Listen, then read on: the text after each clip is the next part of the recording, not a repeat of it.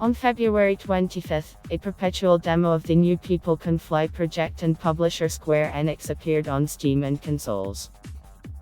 And if the early cutscenes of the gameplay were more repulsive and resembled a bad Destiny clone from Bungie, then, having felt the game with my own hands, I want to say we could. What exactly were the developers able to do? Find out in our preview. Outriders is a third-person shooter with a focus on solo and co-op. Yes, it sounds strange, but the player versus player mode will not be here. People Can Fly wanted to focus on gameplay and balance. And they did it, although not without reservations. The plot in looter shooters is a strange phenomenon.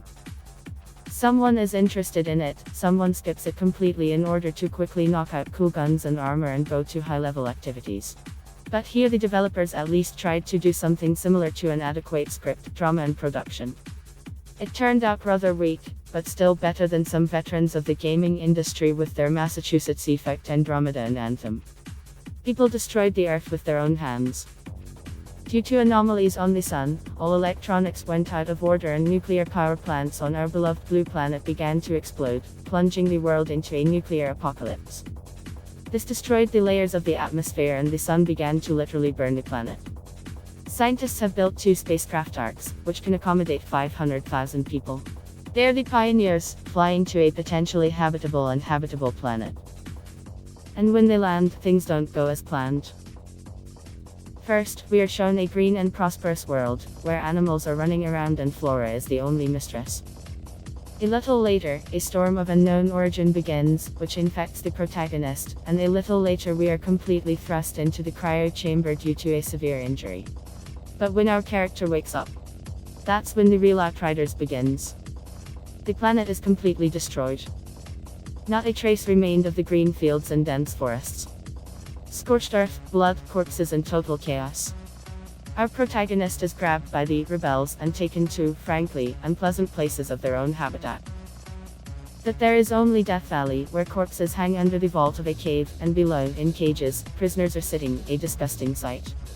Everything around is permeated with an atmosphere of hopelessness. The staging and camera will often be confusing. Everything shakes, rattles, to create an atmosphere of war and hell, but rather causes bouts of nausea. It can be seen that People Can Fly wanted to create an epic storyline filled with epic events, but instead they should focus on what they did great, the dialogues. Let the pretentious nonsense erupt from the lips of the heroes, but in it you can see the drama and elaboration.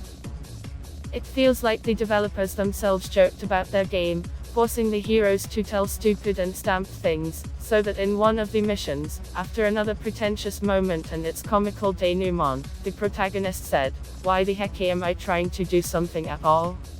It resembles a cross between Gears of War and Bulletstorm, where along with the epic and the deliberate coolness of the heroes there is outright stupidity and mockery of them.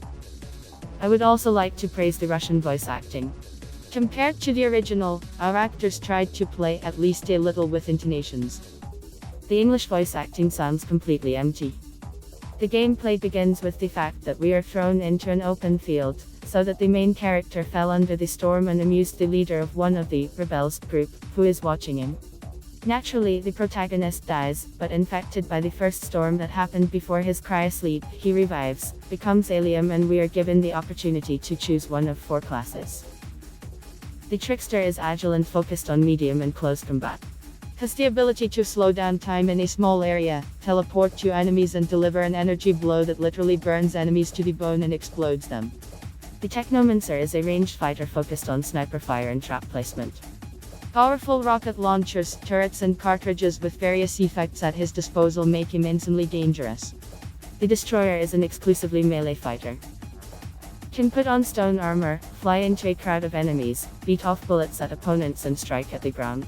Pyromancer, for medium-range combat. As the name suggests, it sets fire to opponents in a variety of ways, which can even lead to an explosion. In the demo, only 7 levels of pumping were available, 2 passive skills and 4 active abilities for each class. However, even so there is plenty of fun and experimentation. Passing 2 long story missions, you can stumble upon 4 more additional quests, which give you the opportunity to pump more and get cooler guns and armor. The closer the player gets to the end of the demo, the cooler items appear in his inventory. For example, I managed to put together an aggressive destroyer build with a dash that imposes negative effects on enemies and has 2 whole hits to the ground instead of the standard one. The weapon fires adequately, and that's enough. It also has additional perks and can help pump more health out of enemies on hit, or punch through an enemy and blow it up. It's nice to use the entire arsenal, but the standard rifles seem strange, high recoil with not the highest damage, as well as shooting only in the first-person view. The hideaway gameplay is reminiscent of Gears of War. You can maneuver between them, leading a ranged battle, or you can get closer to the enemy. Each arena is balanced for different playstyles. Although this is not surprising, because People Can Fly once created Gears of War Judgment and helped with the first 3 parts. Difficulty levels are made in the form of a system of world levels. There are 15 of them in total. Gaining a certain amount of experience at one stage, the next one opens. He is more vicious and dishonest towards the player, but he rewards the best equipment. This is reminiscent of the Diablo 3 system with its infinite number of difficulty levels, which increase the drop rates for gold and legendary items. One of the most frightening statements of the developers is that this demo is a prologue and the ability to transfer characters to the full version will be available. This means that this is a finished product, not an alpha or beta version, and Outriders problems will be present at the release. Optimization is the scourge of the new People Can Fly project. Only manually editing the game config files was able to fix the disgusting performance and eerie soak during running and battles.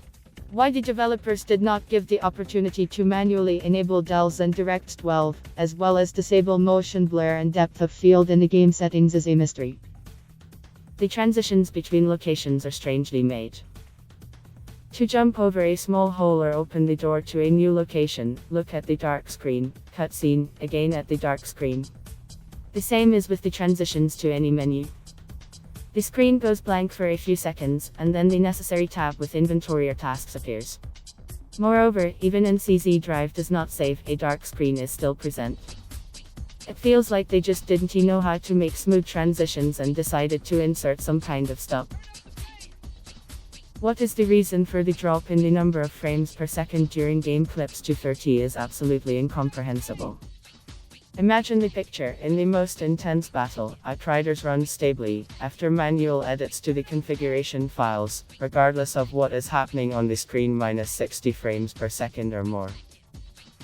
A minute later, a video begins to play, where everything drops sharply to 24-30 frames, and you begin to see the twitching movements of the characters, how the picture shakes, and an attack of nausea rolls up to your throat. Why, how and why? Don't clear. Judging Outriders by the short demo is definitely not worth it. It is designed so that every player understands whether he is waiting for the new People Can Fly project or is giving it up. The game has problems, and there are enough of them to lose all faith in the Outriders. At the same time, there are also enough pluses, and the gameplay is done competently. Collecting builds, knocking out new weapons and smashing crowds with bundles of abilities is very pleasant and interesting, as well as following the extravagant plot and lurid characters. Will the project be as fun in its full version? We will find out already on April 1. The mechanics of the game are quite suitable. The enemies press this way normally, and they do not allow to sit on the spot. The fact that the action on another planet in theory gives the developers complete freedom. You can come up with enemies and locations of a completely insane design, but the truth in the demo was not very noticeable, unfortunately. The setting, yes, is lame, but for example, in The Division it is even much worse, and the graphics are not striking, but in principle they are quite neat and pleasant.